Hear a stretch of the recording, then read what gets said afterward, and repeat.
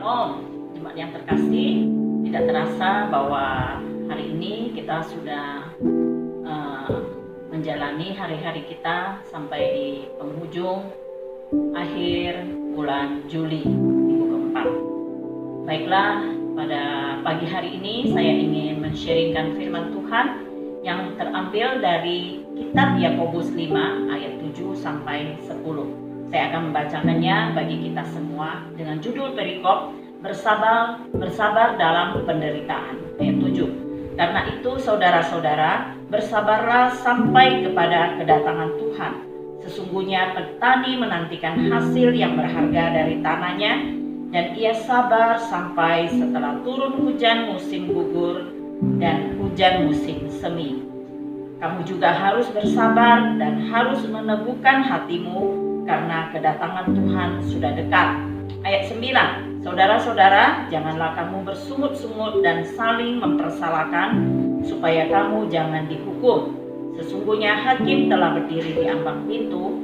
10. Saudara-saudara, turutilah teladan penderitaan dan kesabaran para nabi yang telah berbicara demi nama Tuhan. Seperti yang Bapak Ibu ketahui bahwa sekarang ini adalah masa yang sukar. Jadi dari teks bacaan yang ada, saya mengangkat satu judul, yaitu sabar di saat sukar. Ya, pandemi ini belum selesai, saudara. Itulah yang menjadikan kita merasa bahwa inilah situasi yang sukar bagi kita. Di bidang kesehatan, banyak yang terpapar COVID, bahkan ada yang harus meninggal. Kemudian orang-orang pada takut terpapar, ya, takut tertular, dan banyak orang menjadi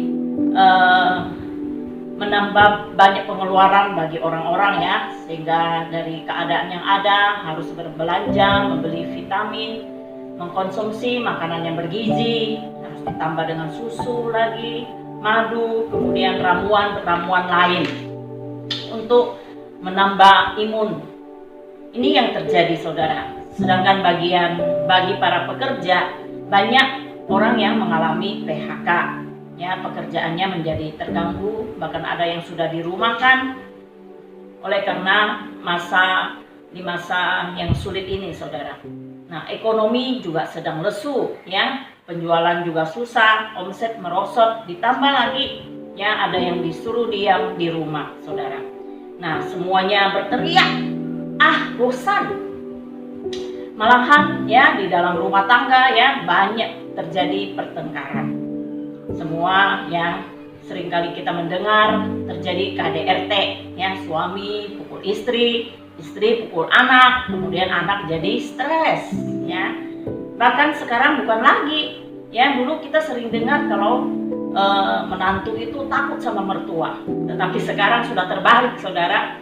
Mertua sekarang menjadi takut sama menantu, saudara. Ya, kita mendengar juga angka perceraian jadi tinggi oleh karena situasi yang sulit ini, saudara. Inilah situasi yang sedang kita alami. Memang situasi sulit, saudara. Tetapi kita mengacu kepada firman Tuhan mengajar kita untuk sabar dalam situasi sulit. Bagian pertama kita akan melihat apa itu sabar. Sabar dalam bahasa Yunani adalah makrotumia, ya, terdiri dari dua suku kata. Makros artinya panjang, kemudian tumos temperamen, yang memberikan makna kelunakan, mau menanggung, panjang sabar, tabah, tahan menderita. Sedangkan sabar dalam bahasa Inggris artinya patient, ya, able to accept, to tolerate delays, problem or suffering without becoming annoyed or anxious. Mampu menerima atau mentolerir penundaan masalah atau penderitaan tanpa menjadi terganggu atau menjadi cemas. Dalam Kamus Besar Bahasa Indonesia, sabar itu diartikan tahan menghadapi cobaan, tidak lekas marah, tidak lekas putus asa, tidak lekas patah hati. Dia tabah, tenang, tidak tergesa-gesa, dan tidak terburu nafsu, saudara. Ini yang artinya sabar. Bagian kedua kita mau melihat mengapa sabar menjadi hal penting bagi saudara dan saya. Poin pertama adalah Karena kesabaran adalah sifat Allah.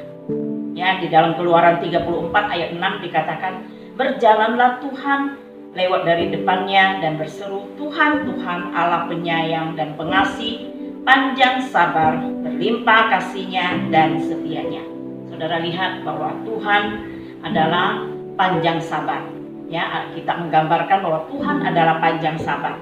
Jadi saudara dan saya sebagai anak Tuhan, kita juga harus belajar dari karakternya Tuhan, yaitu sabar. Kita harus belajar sabar, karena saudara dan saya adalah anak Tuhan. Amin, saudara. Poin kedua adalah kesabaran. Mengapa kita harus mengapa sabar menjadi penting bagi saudara dan saya? Yang kedua adalah karena kesabaran adalah sifat terpuji. Di dalam Amsal 16 ayat 32 katakan, orang yang sabar melebihi seorang pahlawan. Orang yang menguasai dirinya melebihi orang yang merebut kota. Saudara lihat, pahlawan itu adalah orang yang dapat mengalahkan musuh. Tetapi orang sabar melebihi pahlawan. Kalau saudara dan saya menjadi sabar, maka kita adalah orang-orang yang melebihi pahlawan. Amin, saudara. Seringkali musuh terbesar adalah diri kita sendiri, saudara. Untuk itu, kita harus mampu mengendalikan diri kita. Ya, mampu mengendalikan keegoisan kita. Belajar sabar menerima orang lain. Sekalipun orang itu menjengkelkan saya, doakan dia. Terus kita belajar sabar. Mungkin dia adalah orang yang Tuhan izinkan untuk ditempatkan di samping kita, untuk melatih supaya saudara dan saya menjadi orang sabar. Amin, saudara? Ada amin? Baik, poin 3 yaitu karena sabar adalah salah satu dari buah roh yang memang harus kita munculkan dalam kehidupan kita. Kalau kita membaca di Galatia 5 ayat 22 sampai 23 dikatakan, tetapi buah roh ialah kasih, sukacita, damai sejahtera, kesabaran, kemurahan, kebaikan, kesetiaan, kelemah lembutan, penguasaan diri. Tidak ada hukum yang menentang hal-hal itu.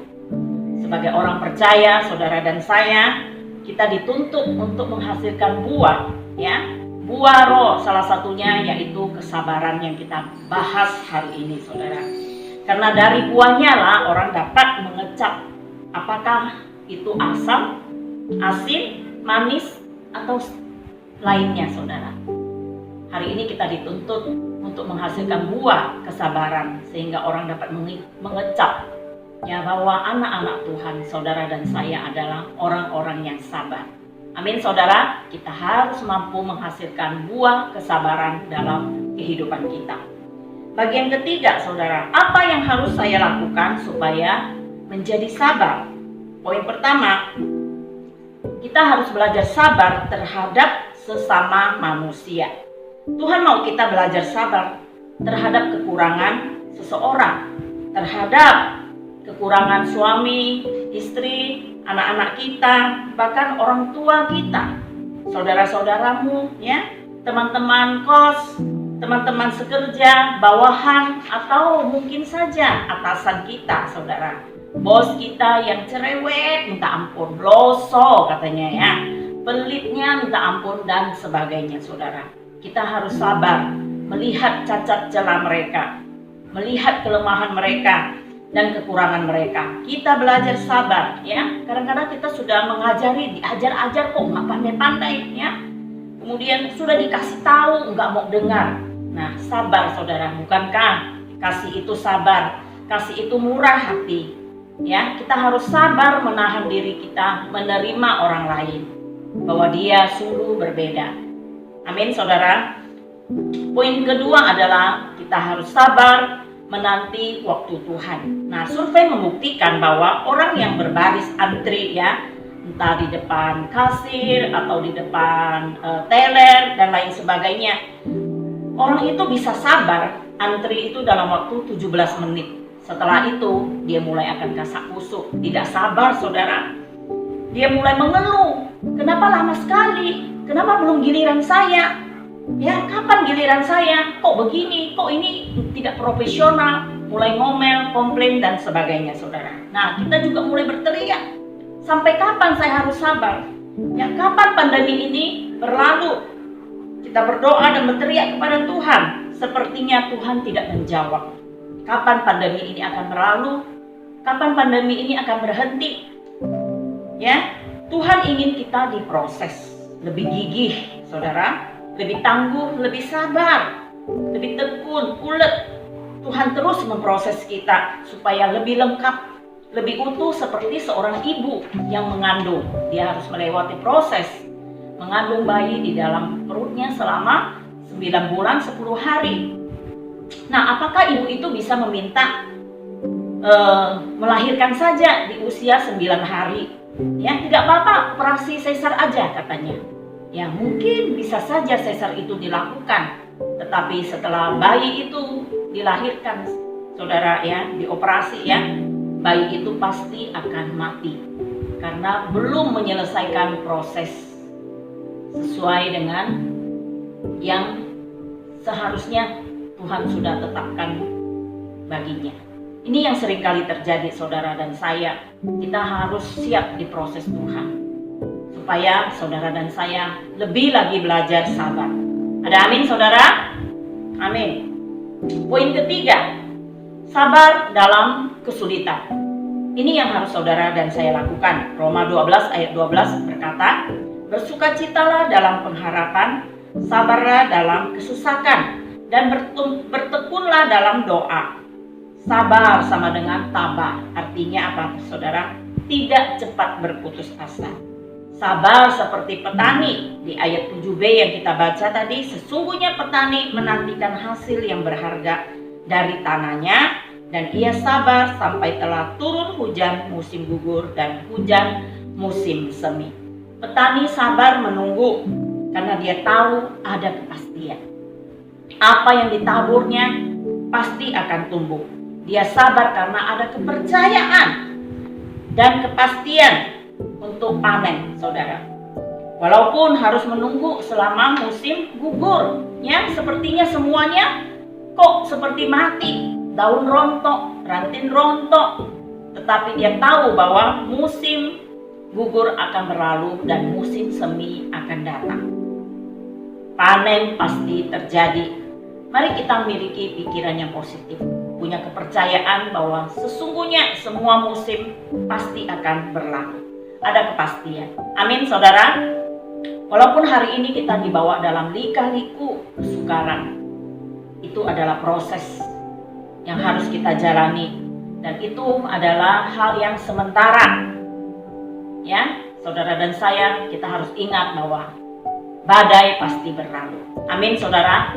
Ini ada satu cerita sebelum saya mengakhiri khotbah ini, saudara.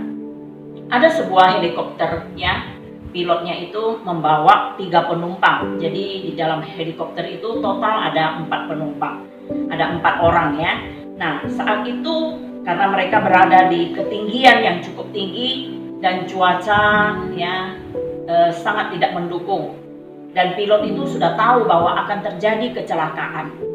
Akhirnya si pilot itu memberitahukan kepada ketiga penumpang yang ada di belakang. Kemudian dia katakan bahwa akan terjadi kecelakaan. Untuk itu bahwa kita semua harus loncat dengan parasut dari helikopter ini. Nah, masalahnya parasutnya cuma ada 3 sekarang, ya, sedangkan kita adalah berempat. Jadi untuk itu, siapa cepat dia dapat, siapa cepat dia selamat. Akhirnya, ya, karena pilot itu sudah terbiasa dengan situasi yang demikian, dia langsung mengambil parasut, kemudian dia terjun, saudara. Nah, akhirnya yang kedua adalah pengusaha. Pengusaha itu berdiri, dia bilang, sorry, saya juga harus duluan, ya, karena saya harus menghadiri beberapa meeting yang sangat penting di dalam perusahaan saya. Ya, saya ditunggu banyak orang. Dia mengambil parasut, kemudian dia terjun, saudara. Nah, sisa 2 penumpang, yaitu pendeta yang sudah tua, kemudian seorang anak muda pramuka, saudara. Nah, akhirnya pendeta tua itu berkata, anak muda, silakan ambil parasutmu. dan selamatkanlah dirimu. Saya sudah tua dan saya sudah siap untuk ketemu dengan Bapa di surga. Kemudian anak muda pramuka itu menjawab, tidak Pak Pendeta, kita berdua akan selamat. Karena ini ada 2 parasut. Loh, kok bisa? Tanya Pak Pendeta itu kan. Soalnya pengusaha itu karena terburu-buru, keburu nafsu. Ya, dia salah ambil. Dia mengambil tas ransel saya, tas pramuka saya. Nah, jadi ini ada 2 parasut. Akhirnya mereka 2 loncat dan selamat, saudara. Saudara lihatlah ya, seringkali keburu nafsu, ya, terburu-buru, tidak sabar, malah terjadi hal yang berbeda di dalam kehidupan ini, saudara. Dan kadang-kala kita terburu-buru dan banyak melakukan kesalahan. Mari hari ini kita belajar, saudara, di tengah kesukaran dan kesulitan yang ada, yang kita hadapi ini, kita belajar sabar. Dengan sabar kita hadapi semua situasi ini, tentunya dengan pertolongan dan campur tangan daripada Tuhan Yesus Kristus. Kita nikmati semua proses ya yang Tuhan izinkan untuk kita hadapi, untuk kita jalani. Kita siap menjalaninya, menghadapinya bersama dengan Tuhan Yesus Kristus. Ada amin, saudara?